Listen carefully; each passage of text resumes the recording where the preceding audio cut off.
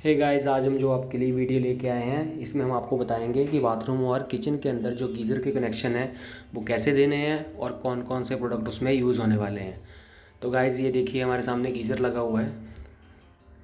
सबसे पहले आप देखिए ये एंगल वॉल्व है, फ्लैंज के साथ लगा हुआ है। यहाँ से ठंडा पानी जा रहा है गीज़र के अंदर इस पाइप के थ्रू, और यहाँ से गर्म पानी जो है इस पाइप के थ्रू, यहाँ हैक्स निप्पल लगी हुई है और फ्लैंज लगी है। यहाँ से जो है गर्म पानी की सप्लाई आ रही है हमारी फॉसेट के अंदर। तो हैक्स निप्पल होगी, एंगल वॉल हो गया, फ्लैंज होगी, कनेक्शन पाइप होगी, और यहाँ पे गीज़र को हैंग करने के लिए बोल्ट लगते हैं। ये वाला गीज़र जो है इसमें 4 बोल्ट लगे हुए हैं इसको हैंग करने के लिए।